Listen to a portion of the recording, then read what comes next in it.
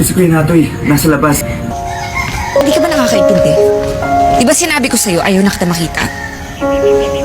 Hindi ako aalis dito. Hindi mo sinasabi ko anong kasalanan ko sa'yo. Ano yun? Bigla na lang? Para kang sinapian? Hindi ka sumasagot sa tawag ko, hindi ka sumasagot sa text ko. Nagtataguan mo ako. Ano yun? Ano ba pagkakamali ko sa'yo? Galit ka sa akin? Ano? Anong mali ko? Ako nagkamali. Dahil naniwala ako sa'yo. O, ng isang katulad kong may anak, mahalin pa ng isang katulad mong binata.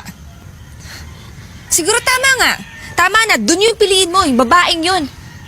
Kaysa sa akin na may sabit, di ba? Oh, babae? Anong babae?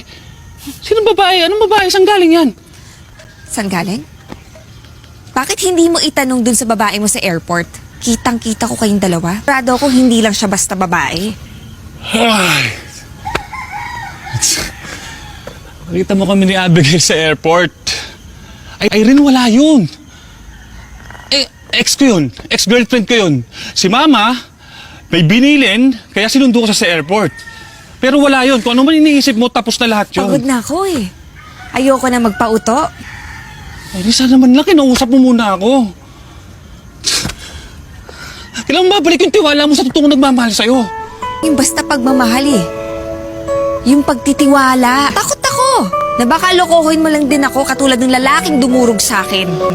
Wala na akong pakialam. Hindi ako ganun. Wala akong pakialam kung wala kang tiwala sa akin. Pero paulit-ulit kong kukunin yun. Hanggang tayaan mo ako. Bigyan mo ako ng pagkakataon pagbayaran yung kasalanan ng lalaki ng lokos. Mang Domeng! Mang Domeng!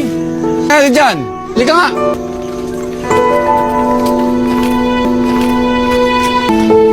Ano ba itong ginagawa nyo? Di ba ano oras na?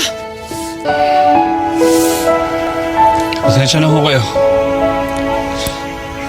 Pero mabuti hong nandito na rin kayo ngayon. Dahil gusto ko humalaman nyo na mahal ko ho yung anak nyo.